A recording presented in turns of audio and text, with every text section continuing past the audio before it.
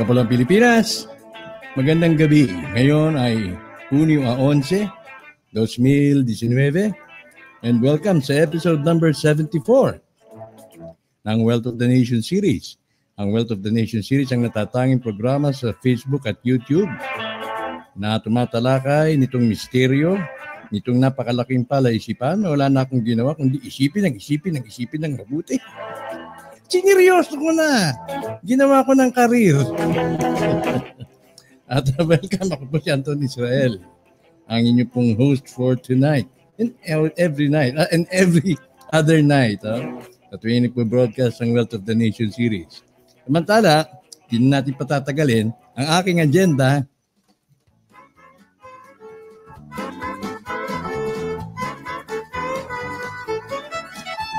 Ang Wealth of the Nation series ay isa pong self-funded, crowd-funded, meaning ikaw, ako, tayong lahat nagtutulungan para sa self-sustainability ng ating programa.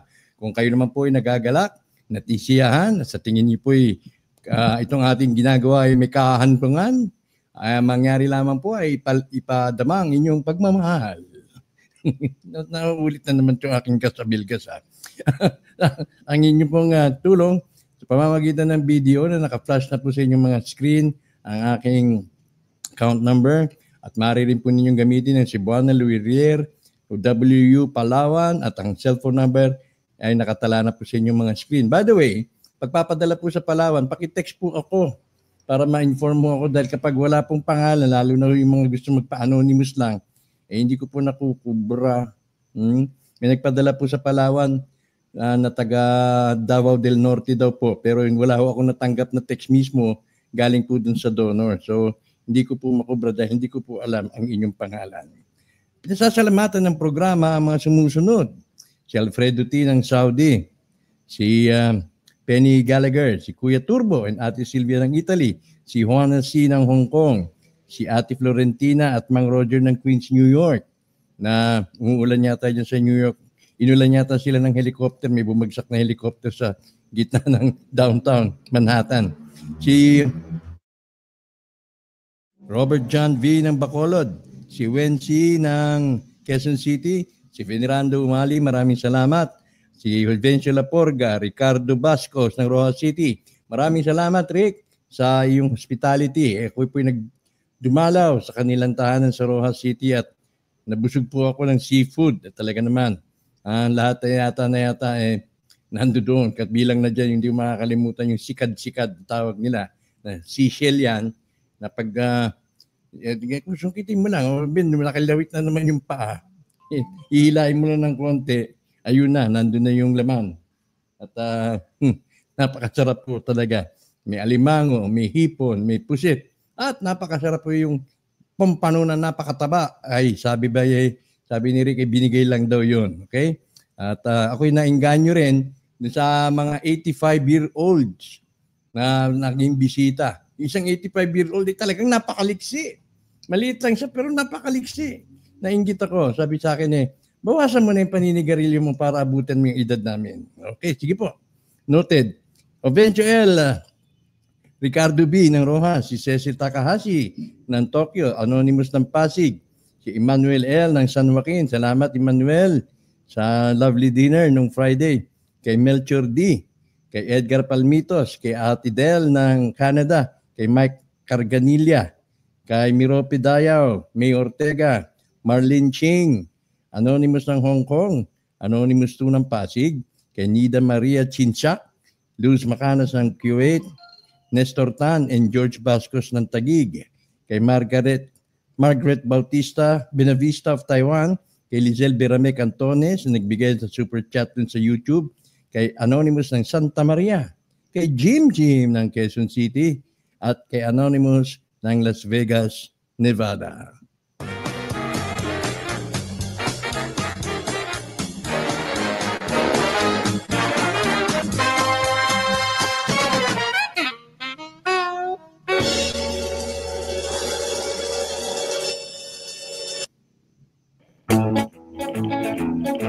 Alam niyo, hindi nagsisimula ang ating programa hanggat hindi natin nababati ang ating mga early viewers.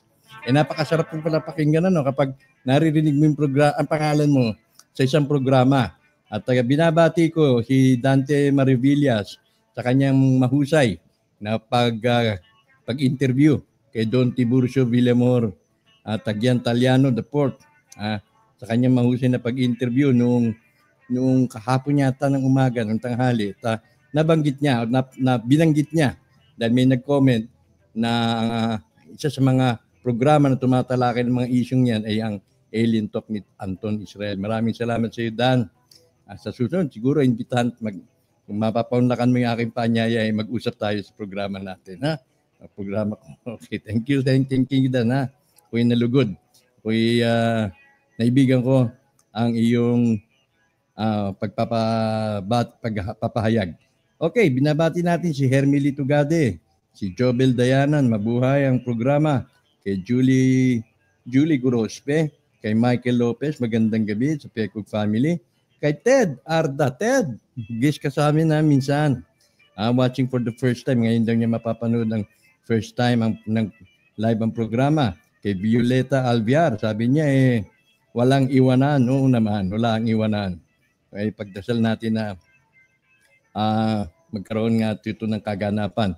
Kay Lauro Reyes Albano, kay Rose Adaliga, Elenem Raff, Ferdinand Odivelas, kay Norm Scamat, Alan Milebo, Remy Pispis, Kyoko Hernandez, Onsi Shefen, kay Adriano Sinsano, Lovely Corsiga, kay Paner Wanaya Batralo, Jojo Indinible, kay Roberto Ibernias, Jeffrey Lagi, Nonito Cotillas, Joel Sayaw del Rosario. Hi Joel.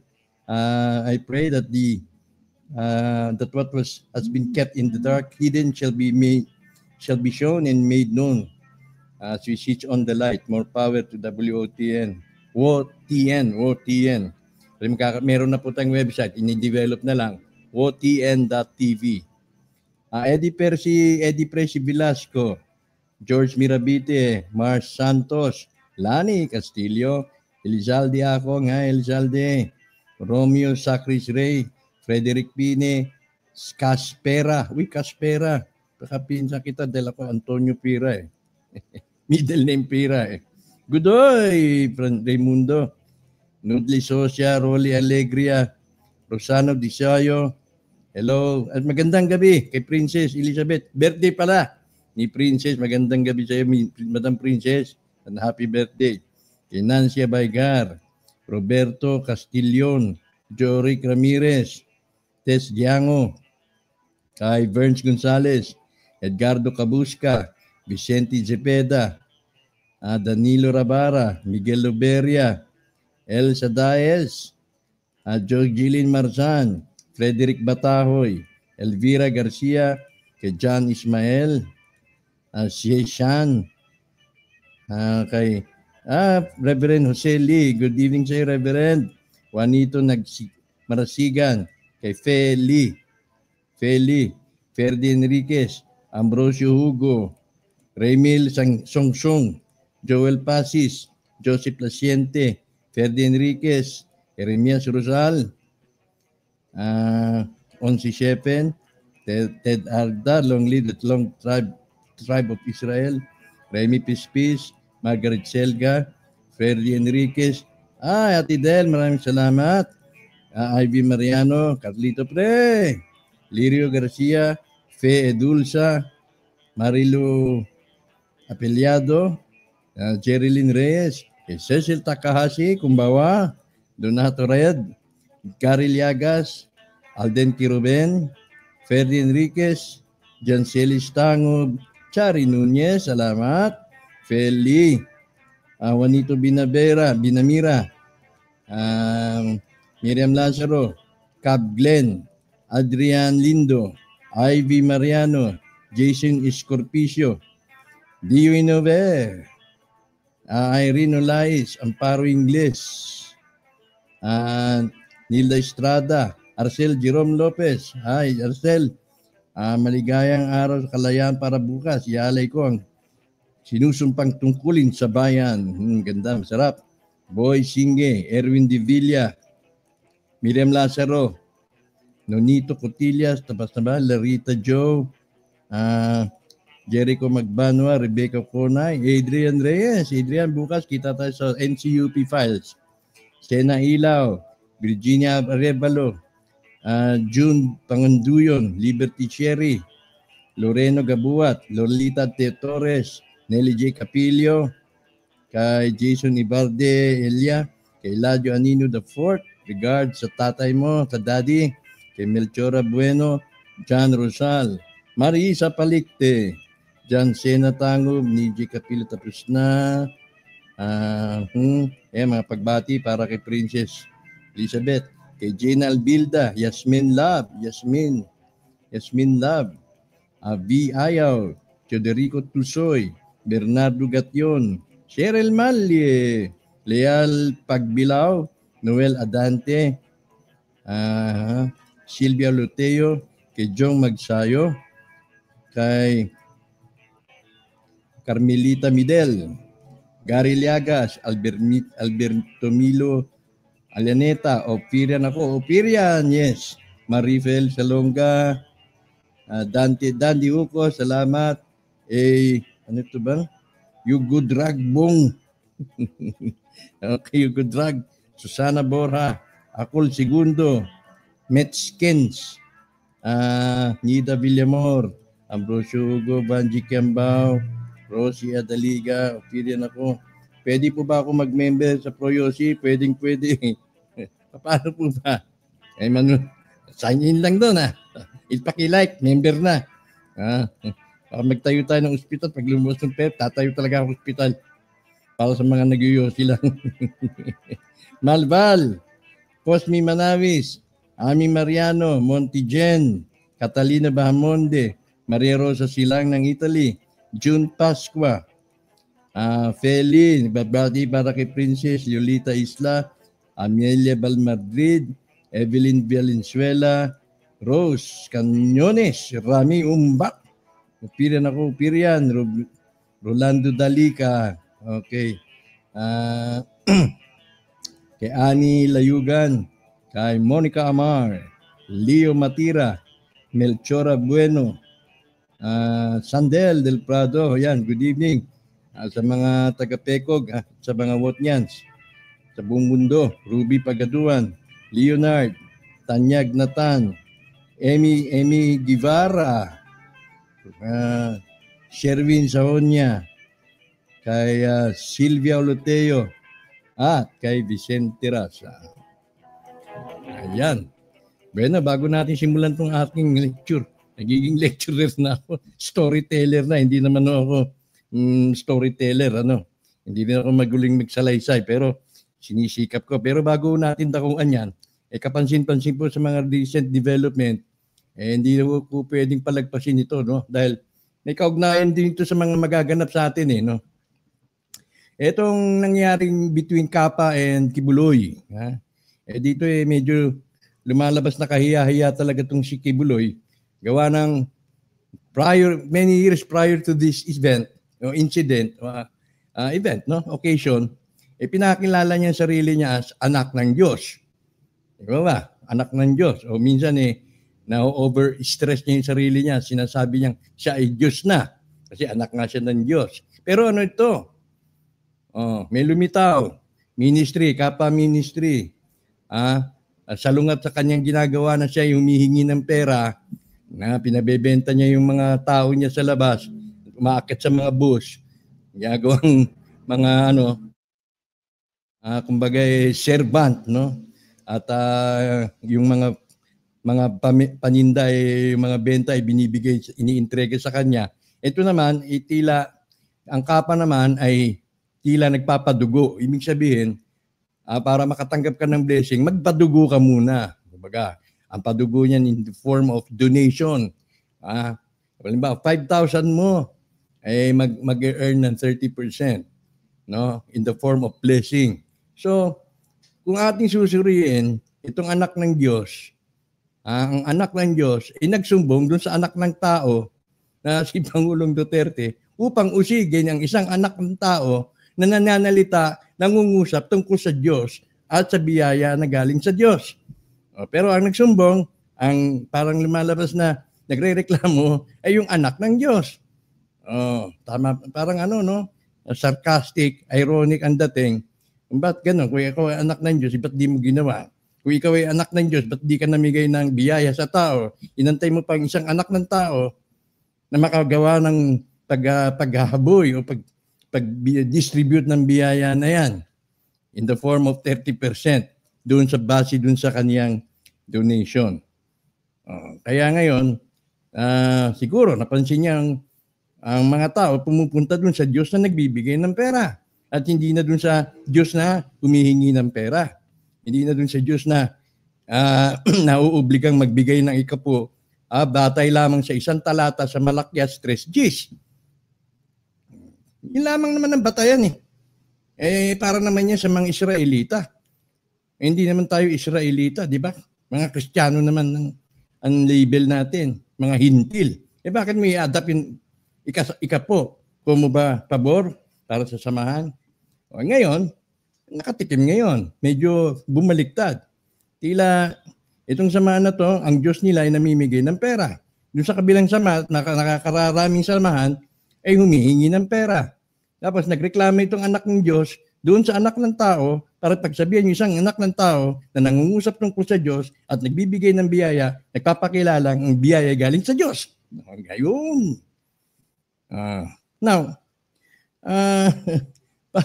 kung ating susuriin ng mabuti itong kapa, ay wala talaga magrereklamo. No? Tsaka wala pang nagrereklamo. Ngayon, kung may magreklamo man, hindi ka makakapagreklamo dahil ang inyong kasunduan dun sa kapa ay donation. No. Kung takbuhan man kayo, hindi man kayo bigyan, huwag na kayo magreklamo. So ano naman ang pagkakaiba ng donation na ibinigay mo sa kapa kaysa dun sa donation na ibinigay mo sa isang ministry? Wala naman O iba nga, nagdo-donate pa ng lupa nakamkam yung lupa. Sino na may-ari? Yung ministry na yon dahil dinonate niya. Ba't hindi hinabol yun? Tapos yung pyramiding scheme, yung sinasabing pyramiding scheme, applicable yun doon sa mga talagang ganun ang gawa. Hindi pa ito lumilitaw, hindi pa lumalabas ngayon. Marahil ang ginagawa ng SEC, ang ginagawa ng Pangulo ay parang preemptive lamang na maiwasan yung mga pagdagsa ng mga tao na magrereklamo. Sa mga tao naman po, wag po kayong magrereklamo sa oras na ang ministry na inyong sinalihan ay hindi makapagtataguyod sa inyo dahil unang-una, ang inyong kasunduan ay donation. Parang ganun din naman kaysa magbigay ka ng ikapo, kung kumikita ka ang ikapo, ano pa nga yun kailangan kumita ka ng halimbawa ng malaking halaga para yung ikapo noon ibinibigay mo lang. Wala kang hinihinging kapalit. Ngayon itong ministry na to nakapag-devise ng paraan na ibibigay niya sa tao na susuklian niya ng higit pa. Ang hirap lang dito sa kapa ministry, kapag hiningihan siya ng kapaliwanagan, saan mo kinukuha yung pera? Kapag sinabi mong, may bakery kami, kahit sa'yo na yung bakery sa buong Pilipinas. Sa'yo na yung lahat ng Red Ribbon. Sa'yo na yung Jollibee. Sa'yo na yung Mang Inasal. At pang McDonald's pa. Still, hindi mo kakayanin makapagbigay ng 30%. Dahil meron ka pang operating cost. May operating expenses ka pa. Kung saan mo hinuhugot yan, baka galing nga yan sa Diyos mo na marunong gumawa ng pera. Di ba? Wala akong kontra, wala akong naano rito. Yun lang na dapat maging convincing ang iyong paliwanag dyan sa Kappa Ministry kung saan nyo kinukuha at paano nyo na-afford na magbigay ng 30% monthly in the form of interest. Kung fishing lang, kung gagawa kayo ng plywood at kung ano-ano pa mga industry, ipalagay ko, malulugi kayo dahil hindi yan talaga sapat. Matatabunan kayo. Although, mas alam niyo yan kung paano ninyo masusustain yan. Yun namang, hindi naman dapat siguro na usigin kayo dahil wala pa nga namang nagre-reklamo. Yun lamang, ano ba ang kaibahan na magbigay ka ng donation sa Kappa kaysa dun sa magbigay ka ng donation sa ilang ministry? Ang kaibahan, dito pag nag-donate ka sa Kappa, meron kang aasahang return. Pero hindi yan obligatory. Yan naman ang difference dun sa investment. Dahil ang investment, ang kasunduan ninyo, kapag nagbigay ka, meron kang aasahan as part of my obligation, naman nagbigay ka sa akin, nakikitain dun sa earnings mo. Pero ito, kung walang obligation, walang obligasyon, kundi parang blessing lang o bonus lang, so be it. Kung kayo man ay hindi mabigyan ng biyaya, wala kayong natanggap na blessing, so be it. Sorry na lang. Ha? Okay. Ano sa tingin nyo ang ginagawa ng Kappa, nila sa Kappa? Yung iba, ang problema lang sa iba, nagiging materialistic. Papasok doon sa Kappa dahil ang expectation nila ay kumita ng pera. But it should not be. Dapat nandoon din yung spiritual value. No? Pero ito nga, ewan ko kung dapat ko bang sabihin sa inyo to. Sa Biblia, alam nyo, may leksyon ho dyan. May leksyon ho dyan. Ang Diyos na spiritual ay hindi maaaring siya rin yung Diyos na material. Kahit kay Jesus ka humingi, walang may bibigay si Jesus sa iyo. Kasi si Jesus ay pobre. Doon sa copies nga, yung Jesus nakaganon eh. Na-hold up pa. Hindi ko na naipakita. Huwag kang hihingi ng pera si Jesus. Kasi Jesus, walang atik. Walang atik. Kanino kayo hihingi ng pera? Sa kayo hihingi ng pera? Doon ka humingi ng pera kay Judas. Dahil si Judas, pag humingi ng pera, tatapunan ka pa ng 30 silver dollars. 30 silver coins. Yun ang leksyon doon. Kaya, siguro, yung mga ministry, puro Jesus, nangihingi ng pera. Kasi talaga walang pera si Jesus. Spiritual siya. Inakit nga si Jesus ng demonyo eh. Sabi ng demonyo, bibigay ko to. Bakit tayo sa burol? Bibigay ko to sa lahat. Ayaw niya. Wala siyang gana pagdating sa pera. Kaya ang bagman niya, para mabuhay yung ministry niya, si Judas. Kaya siguro, humingi ka ng pera kay Judas, tatapunan ka ng 30 pieces of silver. Yan. Yan ang malaking discrepancy tungkol dyan sa religion na yan. Well, ang kapaliwanagan, siyempre, kung mapapaliwanag ng mahusay ni Pastor Apolinario kung saan niya kinukuha, baka malay mo, naka-wealth of the nation siya, at yun ang kanyang binabahagi silently. Di ba? Hindi natin masabi. Pero ang kinakatakutan ko, kapag tayo ay nabiyayaan din, itong ID program natin ay binigyan nga. Hindi mauulit yan. In the same model, although na wala akong hinihingi sa inyo. Ang donation ay aking ini-elicit. Hindi naman sinusulisit, kundi ini-elicit. Walang kapalit. Ang kapalit nun yung programa natin na masustain. Hindi ko na sinabi na may interest yun. Wala. Ngayon, kapag umusad itong ID program natin at umulan din ng pera dahil sa Diyos ko. Sino ang Diyos ko? God of Israel, siyempre. At nasa Biblia yan. The God of Israel. Nasaan ako ngayon? Sa House of Israel. Ayan, ganun yun. Kung lumalapat. Pero hindi ko na pinagmamalaki yun. Now, kapag umulan tayo ng pera dito, umulan ng pera, di dadagsain ng pera, dadagsain ng tao yung House of Israel.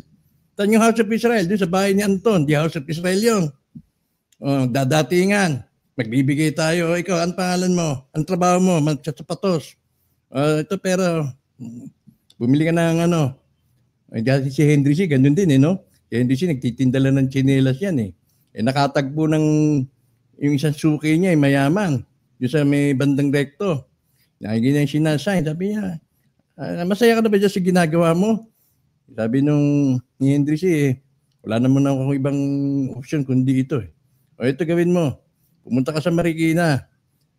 Hindi, ito gawin mo. Magnegosyo ka. Binigyan niya ata ng 200 piso. Ginawa naman ni Henry C. Nagpunta ng Marikina, bumiling tsinelas. Naglako. Hanggang sa nakapag-ipon.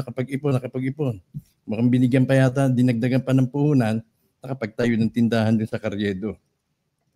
So, ganun gagawin natin. Kung ano pang iisipin ng tao, mag-iisip pa kaya magsimba. Mag-ano pa kaya, magbibigay pa kaya siya doon sa tinatangkilik niyang ministry. Buti na lang hindi tayo ministry. Buti na lang hindi tayo relihiyon.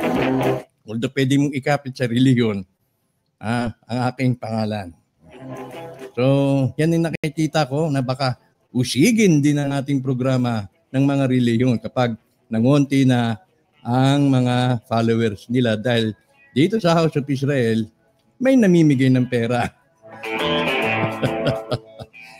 Very remote idea. Anyway, okay, dakuha na natin ito ating munting paksa. No? Napakalagap po kasi na maunawaan natin kung saan kaya galing talaga itong wealth of the nation. No? Kasi typically, sa payak na kaparaanan, sa payak na nakilala natin ang issue na to, na nagtatapos at nagsisimula at nagtatapos lamang kay Marcos. No? Hanggang dun lang. Typically, niisip natin yung transaction sa mga bangko ay tulad lamang ng over-the-counter transactions na familiar sa atin. Na kapag napirmahan na, withdraw mo na yung pera. But, sa kabila ng lahat, lumilitaw na hindi ganon kadali. May mga ugong-ugong, may naririnig tayo na kesyo napirmahan na, kesyo nandyan na, kesyo napirmahan na ni Digong, nag-aantay na lang. Pero sa kabila ng lahat, bakit walang lumalabas na pera? Oo nga, kumpleto ka. Naayos na yung deposit, yung withdrawal slip mo. Yung representante mo, kilala na ng bangko pero ayaw magbigay ng bangko, ayaw i-release yung pera. So bakit kaya? Mga ilan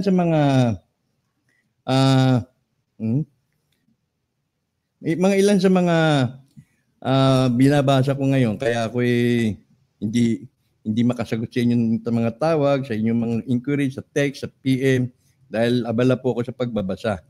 Ang aking unang binasa, itong Gold Warriors. No, sulat po itong dalawang Amerikano, mag-asawa yata. Itong si Sterling Seagrave at Peggy Seagrave. Napaliwanag ko na po sa inyo rito na dito kanilang pinagpapalagay na ang simula ho ng kayamanang yan ay nanggaling sa war loot. No? Yung galing sa sinamsan ng Hapon.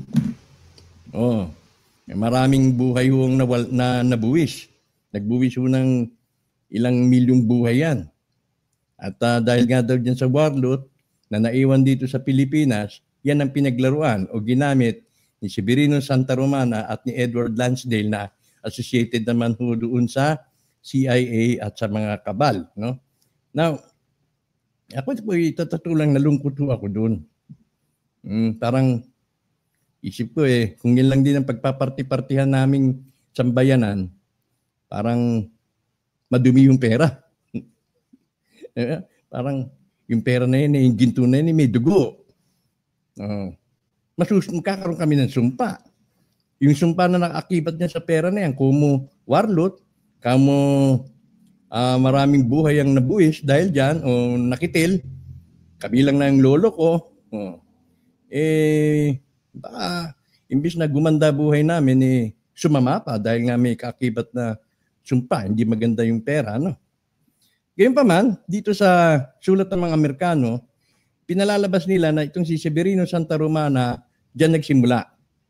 Wala na yung mga pre-Hispanic, wala na yung before the war, kundi during the war, dyan nagsimula ang nagsimula magkaroon na ng paglilikom ng mga ginto at nang matapos yung digmaan, natunto ni Severino Santa Romana bilang isang torturer. O dito dinipik ng mga Amerikano na si Santa Romana isang nagtotorture. Tinorture yung driver ni Yamashita na si Kojima para ituro yung 12 mga Golden Lily sites na pinaghandaan ng mga Hapon na kung saan nakaimbak yung mga kayamanan. Magtataka naman tayo kung 12 daw ang nakubkob, bakit ganun kadali nilang na-recover at tila dun sa mga salay-sayin nagamit agad yung pera na i-distribute pa sa iba't ibang dako ng mga iba't ibang mga bangko. Kabilang na siyempre ang Bank of England. No? Ngayon, tayo may nag-cross-reference din naman. Isa sa mga cross-reference natin ay itong pinablish ng Phoenix Publication na The Great Gold Swindle, Yamashita's Gold, no? and Philippine Corruption. Dito kahalintulad po ng mga framework, ang framework na mababasa rito sa aklat na to, yung kanyang konteksto ay halos kapareho po sila na itong Gold Warriors ng mga salaysay. Wala po masyadong pinagbabago. Pero ngayon, isa sa mga nagtutunan ko ngayon ng pansin yung aklat na sinulat at iniakda ng aking kakilala. Isa po itong broadcaster, isang veterano and a man with integrity. Hindi po matatawaran ng integridad niya. Siya po ay si Eric San Juan. Nakakalungkot lamang po ng ating sinimulan itong OTN by nung month of January, nung December, ay namatay ang aking kaibigan o kakilala si Eric San Juan. Nung ko pa naririnig sa kanya yung na tinatalakay niya ito sa radyo. No? Ngunit hindi naman ako interesado, kaya wala akong kaalam-alam.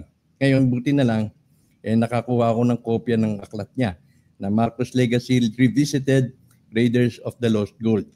Ang perspektiba na inaalok ni Eric San Juan ay perspektibang Pinoy.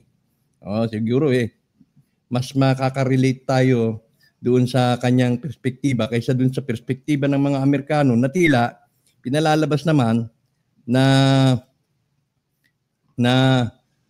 birdugo o torturer itong Severino Santa Romana at dito sa higit sa lahat ay pinalalabas nila na si Marcos ay magnanakaw.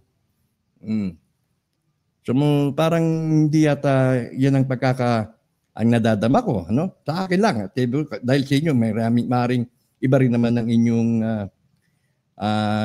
nararamdaman, iba rin naman ang inyong pinaniniwalaan. No? Hindi nangangahulugan na pareho tayo ng pinaniniwalaan hinggil dito. So, dito sa perspektiba, sa pananaw ni Eric San Juan, ay mas malapit ang aking loob dahil Pilipino ito.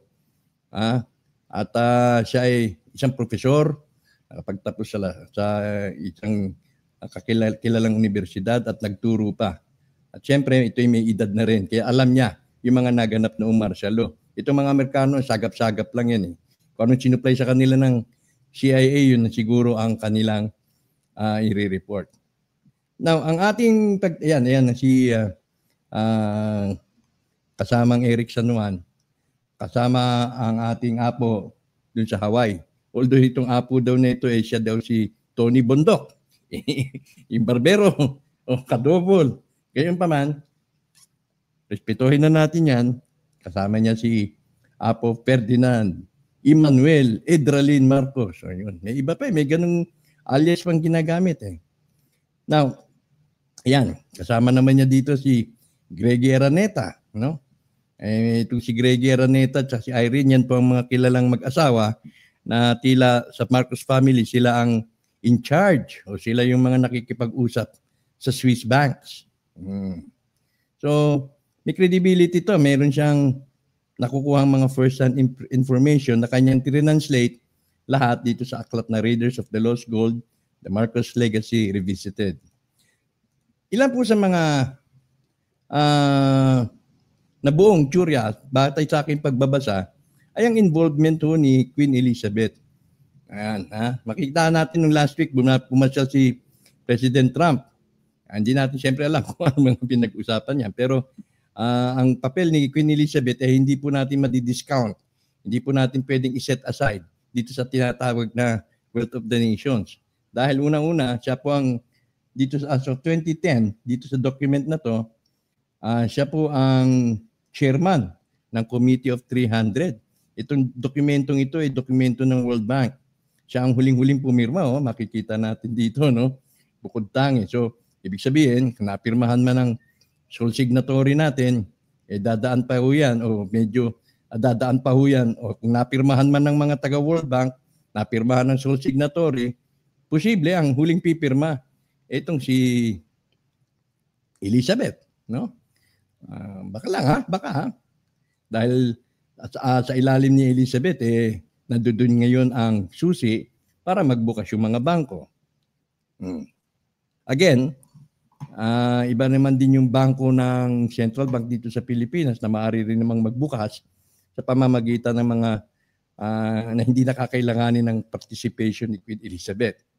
Pero dito sa pandaigdigang senaryo, tila may ang go signal ay kailangan din na manggaling sa Reyna ng Inglaterra dahil ang ating pinag-uusapang Wealth of the Nation ay hindi lamang naman maapektuhan gaya ng naapektuhan na yung anak ng Diyos sa Davao dahil ito ay pangdaigdigan.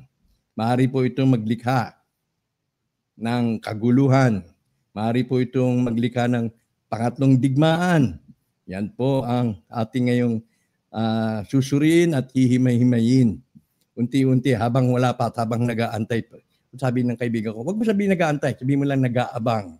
Kasi nandyan na. Okay, sige. Habang nag-aabang tayo sa waiting shed, pag-usapan muna natin to para lumawak ang ating kaalaman. So, ayan, no?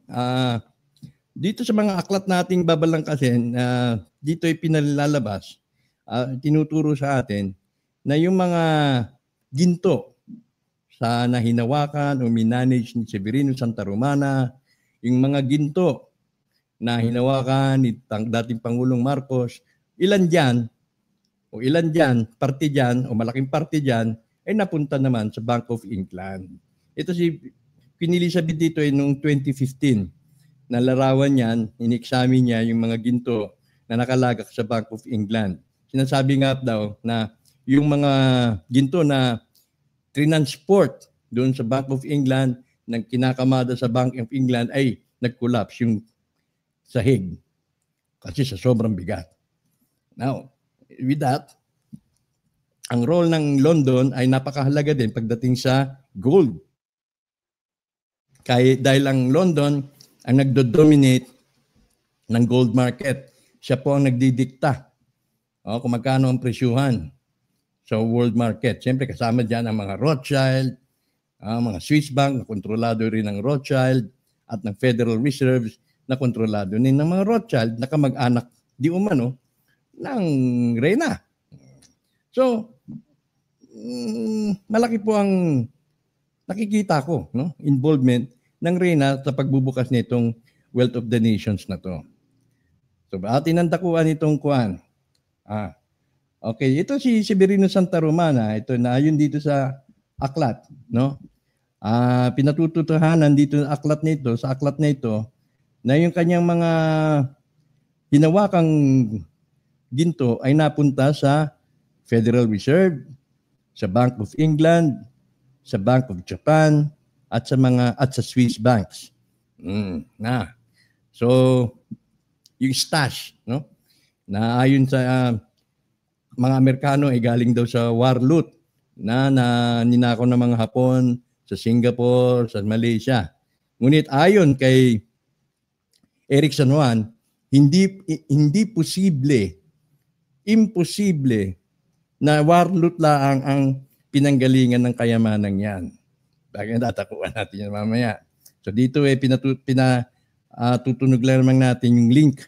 Although na wala akong datos, wala akong impormasyon kung paano nauugnay more specifically or in more detail ang Reyna ng Inglaterra. Bagaman, nito nakalagay ang gold cartel.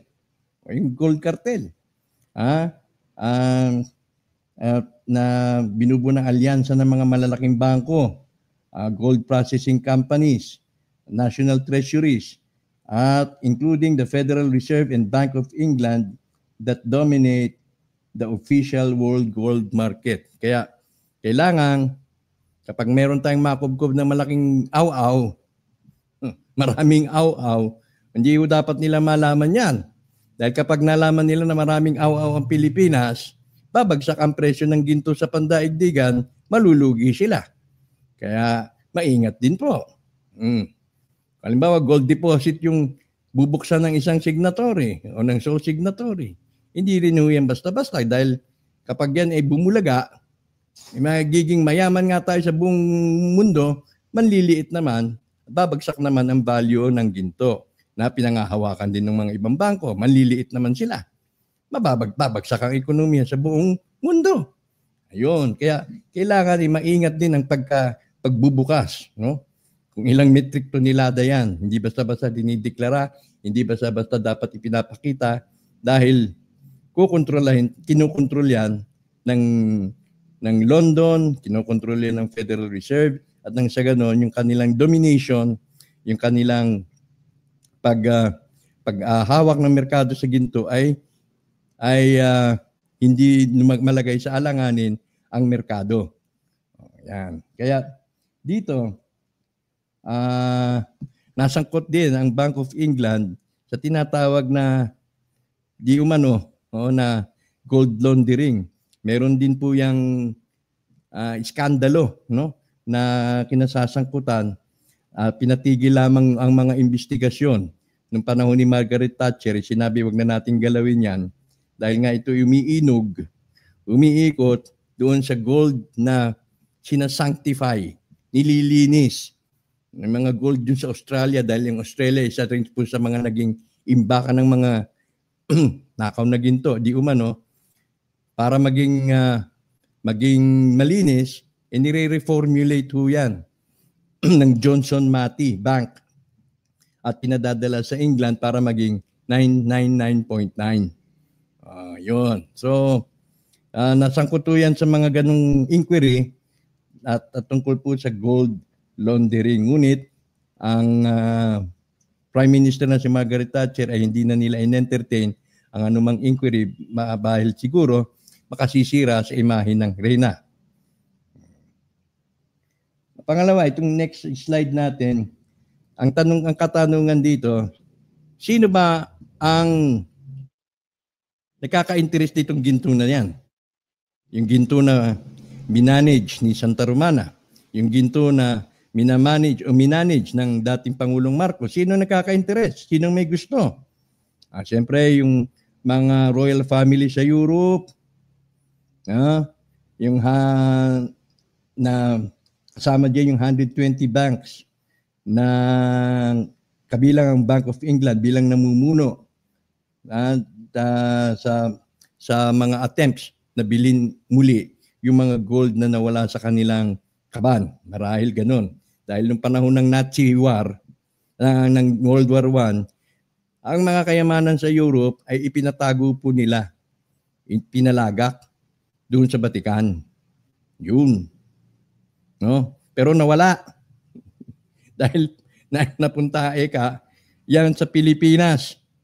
Ayun, kaya gusto nilang i-recover sa kaparaan ng legal, sa kaparaan ng hayag, sa pamamagitan ng pagbili, sa pagkontrol ng world market ng ginto. Gusto siyempre nila na ayon sa presyo nila at may balik dun sa kanilang depositohan. At siyempre bukod dyan, nandyan din yung mga 12 Asian countries na di umano pa rin. 12 Asian countries na kung saan sinamsaman ng bansang Hapon. Kaya talagang ang buong mundo ay nakatuon ng atensyon kung nasaan ang ginto. Dahil gusto nila na maibalik sa kanila o magkaroon din sila ng ginto. Gayon, noong panahon ni Santa Romana, ang mga nakinabang lamang ay yung mga powerful countries tulad ng Bank of England sa Inglaterra, sa UK, Federal Reserve ng Amerika, Bank of Japan, at siyempre, invisibly, no, clandestinely patago ang Pilipinas. Okay. So ayon pa dito, next slide. Ayan. So, kailan ba nagsimula ito? Gaya ng aking pinagpauna kanina, ayon sa mga Amerikano, warlord daw ho. Pero ito ay pinabubulaanan ni Eric San Juan. Hindi ho siya naniniwalang galing sa warlord dahil kung warlord daw, katiting lang ang warlord. Kumpara doon sa mga na-recorded o mga na-record na ka-volume ng ginto na nakalabas, kumpara doon sa mga volume ng ginto na pinahiram, pinautang ng Pangulong Marcos, doon sa mga pinamahagi ni Severino Santa Romana. Itong si Severino Santa Romana, ayan, makikita natin sa larawan. May kasamang bata at naka-slouch siya diyan sa sofa na naging alcoholic daw ito, dahil nga yun sa kanyang problema. Na-problema na siya ng bandang huli dahil parang hindi niya na maarok sa kanyang isipan kung ano ang nangyari sa buhay niya at naging instrumento siya ng world domination. Kasi nga, the one who has the gold rules the world.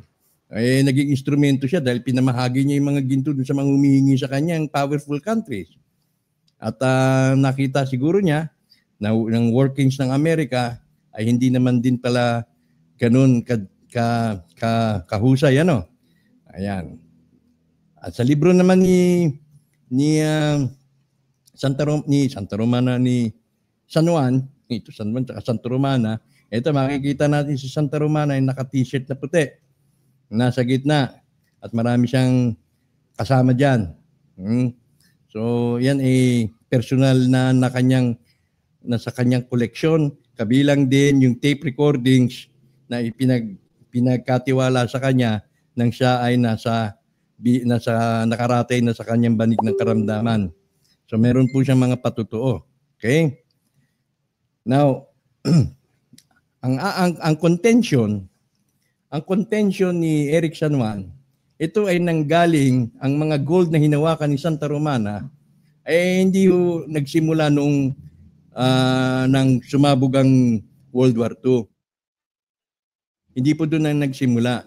Kundi ang contention, ang pagpapalagay ni Eric San Juan, ito ay nagsimula pa noong earlier dates, noong 1940s, nang itong si Father Jose Antonio Diaz na pinagkakatiwalaan ng Vatican na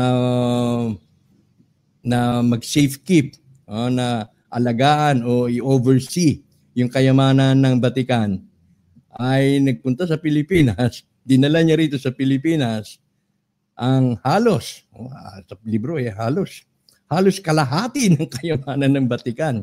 Dahil nga natatakot sila na baka maulit, kasi agresibo na yung Third Reich, agresibo na yung mga Nazi doon sa Europa, kaya yung mga mayayamang pamilya, yung mga royal family, pinalagak sa Vatican. Inilagak nila sa Vatican ang kanilang kayamanan. At ang Vatican naman, inaalarma, sabi siguro, Father, itago mo muna itong kayamanan dun sa Pilipinas. O baka prinisinta niya dahil tayo lang ang Catholic country dominated sa buong Asia. O hindi man gagawin sigurong nakawan pa tayo ng mga Pilipino. O di na-oblige si Santa Romana, si Jose Antonio Diaz, dinala niya rito sa Pilipinas. At dahil dyan ay nakulimbat niya, nadala niya dito sa Pilipinas at nagpalit na siya ngayon ng pangalan Severino Santa Romana. Siyempre na-alerto Vatican. Nasaan na ba yung paring inutusan ko? Na-alerto yung Santo Papa. Nasaan na ba yung pari na inutusan nating bukang tinakbo na yung ginto natin, yung na-alarma. Gano'n ba kalaki yung pera ng Vatican? Kaya Pangulong Duterte, kung tayo'y nagugulumihanan sa kayamanan ng Kapa, kung saan siya kumukuha ng pambayad sa 30%, tingnan basahin natin to, pakinggan mo. The Vatican has large investments with the Rothschilds of Britain, France, and America, with the Ambrose Bank, with the Credit Suisse of London and Zurich. The Vatican's treasure of gold, solid gold, has been estimated by the United Nations World Magazine to amount to several billion dollars. So the Catholic Church is the biggest financial power, wealth accumulator, and property owner in existence. So ang Papa, ang pinaka-powerful na individual sa buong mundo dahil sa gold holdings nila. Yun pala. Kaya dito sabi ni Eric San Juan, kaya pala Pope Mobile yan dahil takot na mapatay dahil sa kanilang kayamanan. Ayun. Na nagkataon, pinangasiwahan ni Severino Santa Romana na nag-stow away na. So meaning parang na instant karma ang Catholic Church ng mga Pilipino. Na saan yung pang-aapi sa aming mga Pilipino sa loob ng 400 taon, wala kayong itinuro sa aming mga Kastila, kundi reliyon. Nakakita ng butas itong si Jose Antonio Diaz, gumante. May ano rin naman, may katuwiran din naman siya. Dahil ayon kay Severino Santa Romana, ang kayamanan yan ay para sa taong bayan, para sa Filipino people. Pareho sila ni Marcos. Walang duda. Balikan natin. Ang nangyari, hinabol ngayon itong si Santa Romana. Ayan. No? Hinabol ngayon itong si Santa Romana ng Catholic Church. Dinimanda. Ayon kay Eric San Juan. Nasirang Eric San Juan, dinibanda.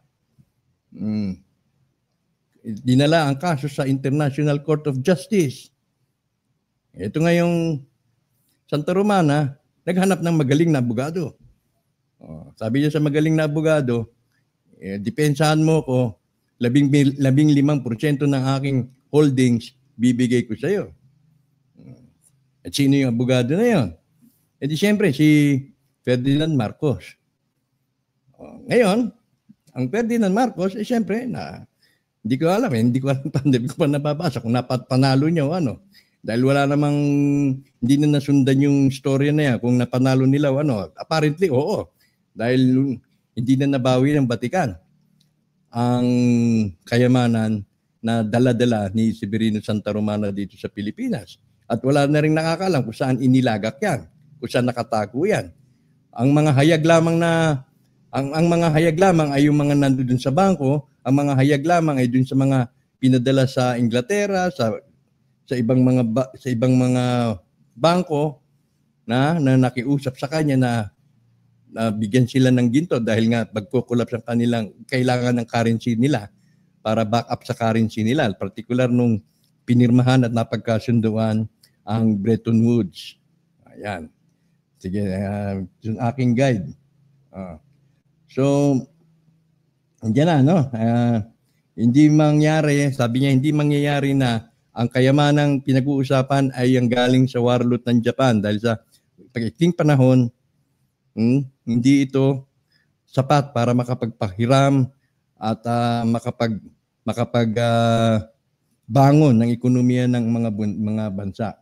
So dito pinaniniwalaan na yung shipment na yan ay nanggaling sa Vatican, ay 1940 shipment. At ang ginto ay estimated na sa 20,000 metric tons. Tapos ang value niyan ay nasa kalahati ng 1 trillion o di 500 billion pesos. Yan ang sabi. Ngayon, ang tungkol sa katotohanan, sabi dito, no, na isa sa mga napili daw na heiress ni Santa Romana, umiikot na chismis, itong si Remedios Trinidad na nanay ni Imelda. Pero sabi naman ang katotohanan alam ni Eric San Juan, si Father si Antonio Diaz alias Santa Romana ay namatay sa San Juan de Dios noong 1978. Kasama nga itong si Luz Rambano na kanyang sekretarya, na kanyang asawa at itong si Tarsiana Rodriguez. Natalakay na rin natin nung nakaraan na itong si Presidente Marcos ay kinausap si Santa Romana na yung ang natitirang holdings ni Santa Romana ay endorso na sa kanya at siya na ang mangangasiwa. Bago ito mamatay some 2 years later. Kasi sabi ng mga Amerikano, yun daw ang dahilan kung ba't namatay si Santa Romana dahil na-upset daw ito ng hingi ni Marcos ang authority dun sa mga remaining holdings ni Santa Romana. On the other hand, malamang baka ang iniisip ni Pangulong Marcos kunin niya na dahil baka wala nang sa katinuan si Santa Romana at ipamigay yung ginto sa mapunta sa kalaban.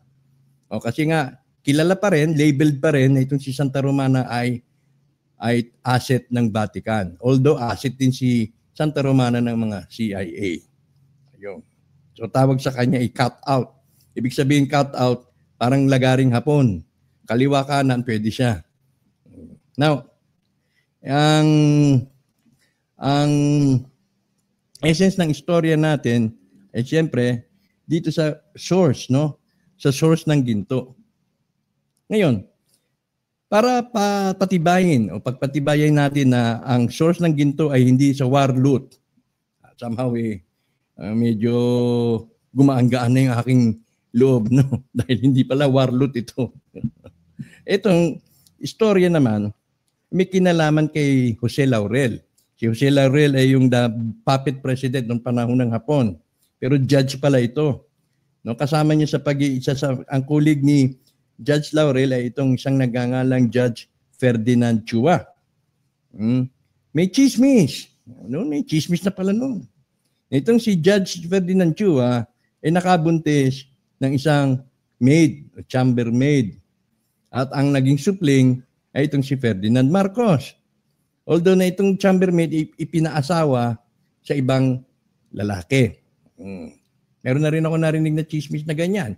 Yung isang artista ipinaasawa rin sa isang lalaki. Pero it turned out yung lalaki medyo may problema yata sa sexual identity niya later on. Now, dumating dito sa punto na itong si Ferdinand Marcos ay may nabaril. No? Ito yung nalundasang case yata. Dahil ang kanyang naging kalaban dito ay yung political opponent ng kanyang ama. Siyempre, nanghinayang yung mga abogado. Nanghinayang yung si Judge Chua. Siyempre, absuelto mo naman yung anak ko. Ganon. No? So, nangyari, itong si Judge Laurel, inabsuelto si Marcos. Kaya nung naabsuelto ito, nirigaluhan ni Judge Ferdinand Chua, lagay ba ito o ano? Nirigaluhan si Judge, ito 1940 to. In 1940, after finishing law school in prison, binibiro niyo, nag-top notcher, pero sa prison pa siya nag-apilya siya at tungkol dun sa kanyang conviction at pinawalang sala naman siya ni Judge Laurel. Ngayon, bilang pabuya, bilang pasasalamat, binigyan si Judge Laurel ng US Federal Reserve Notes and Bonds. Kagaya ng hawak-hawak kong TRV, Treasury Bonds, na nagkakahalaga o katumbas ng papel na yon ay 1,665 metric tons. Kung upon maturity, kung aantay-antay nila yung panahon, magiging $25 billion yon panahon noong 1966. Kita? So, doon pa lang. Wala pang mga Hapon, may ginto na ang Ferdinand Chua. Ang sinasabi naman kaya daw may ginto ito dahil ito ay galing sa influential na Chinese family, mayaman. Pero kung 1,665 metric tons, ito hindi naman maaaring magkamali ito . 1,665 metric tons, yung grade na ganyan, yung level na ganyan, hindi naman yan yung bagay na itinatago lang sa bahay. Diba? Hindi yan yung, kumbaga, nasa family heirloom. Kaya, kataka-taka, kung saan nakuha ni Ferdinand Chua yung ganyang karaming ginto na ibinigay lamang niya in the form of treasury bonds kay Laurel. Meaning, naikausap ang Ferdinand Chua, ang Judge Chua ng mga Amerikano at that time at nakipagkasundo ito sa mga Amerikano na ipautang yung ginto na 1,665 sa Amerika. Isa kumuha ng ganung kalaking ginto. Ang pamilya, kung siya nga ay ang ama, kung siya nga ay ang ama ng Pangulong Marcos, ang kumuha si Chua ng 1,665 metric tons of gold. At yan ang kanyang ipinagpalit ng treasury bonds. Nang maipalit ito ng treasury bonds, yun naman ang binigay niya kay Laurel. Isa po sa katanungan niya. Ibig sabihin, noon pa, may ginto na ganun kalaki. Although,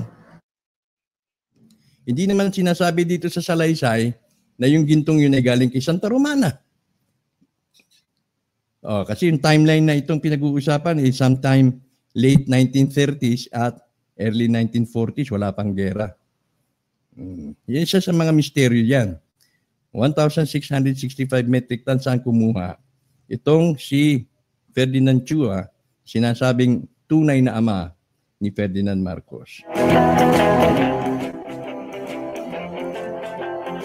Isa sa mga mahalaga, isa sa mga mahalaga rito na ating kailangang mabanggit, ay yung ginawang siste. Kasi expert nga itong si Santa Romana magtago ng kayamanan eh. Batikan ba naman ang kliyente niya o batikan ba naman yung mga boss niya At napaka-intricate ang maneuvers, sabi ni Tagle. Itong si Tagle, hindi yung Tagle na cardinal ngayon ito yung nasa PCGG yata ito na tumayo sa Senado noon. Senate Blue Ribbon Committee noong 1997. Marcelino Tagle ang pangalan. At sabi niya, napaka-intricate, masusi ang mga maneuvers and appointment of many nominees, trustees, and coded accounts. Doon pa lang kay Severino Santa Romana pa lang na gumagamit ng maraming alias sa kanyang pag-appoint ng mga nominees, yung depositor, yung kayo nakapangalan sa kanya yung account, account holder. Hindi nga magkakakilala yung mga yan. Kaya maraming natisod dyan. Sa panahon natin ngayon, maraming nagtangka, pumunta sa Hong Kong Shanghai Bank para kunin dahil nakapangalan nga sa kanila.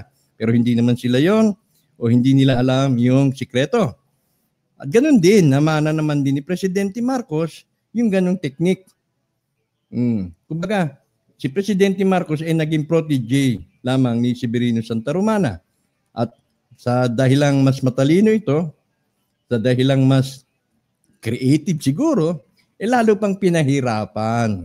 Lalo pang nahirapan. Kaya magpasa hanggang ngayon, ang pagbubukas ay hindi ganun kadali.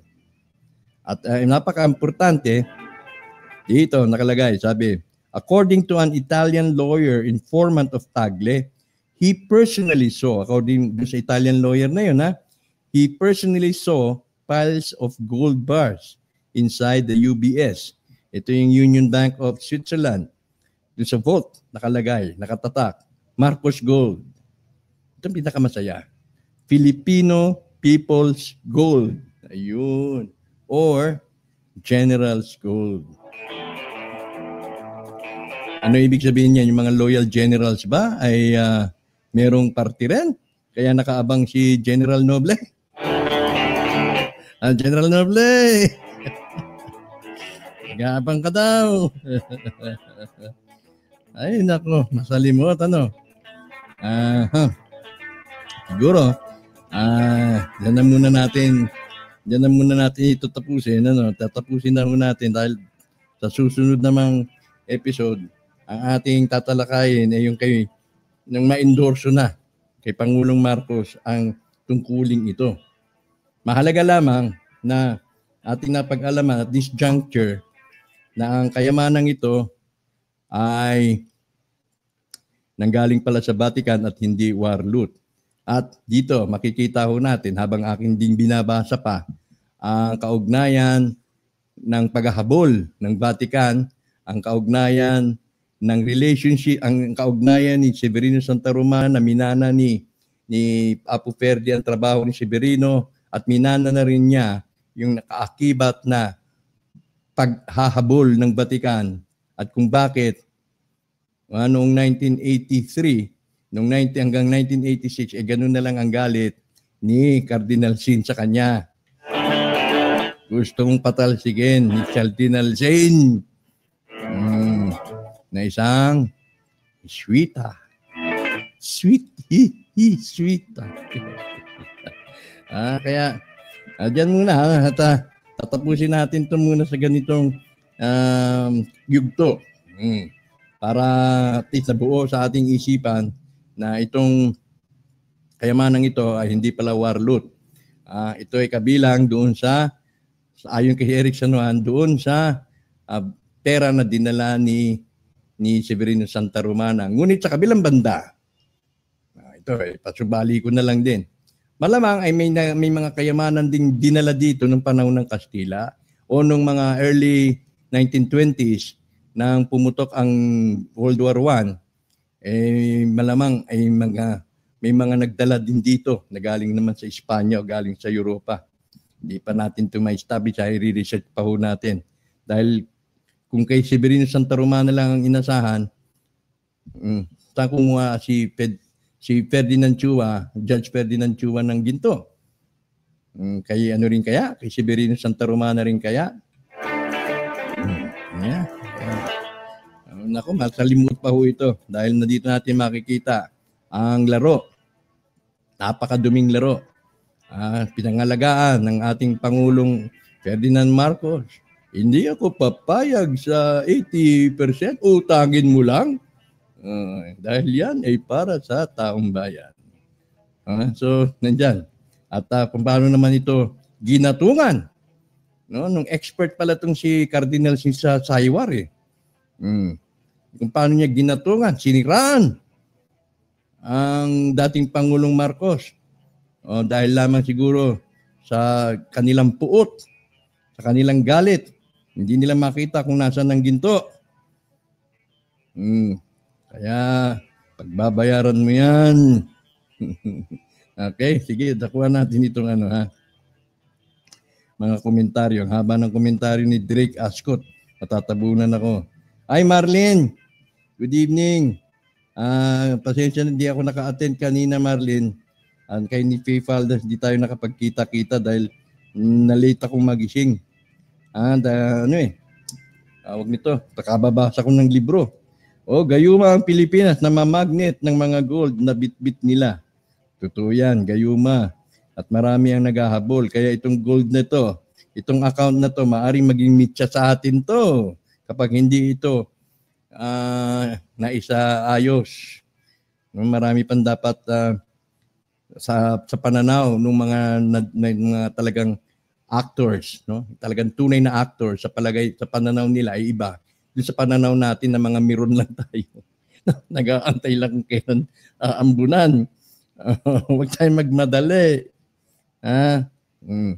At sabi niya Antonio Quijano, correct, ang divine government ay para lamang sa Diyos Ama at walang ibang sole signatory.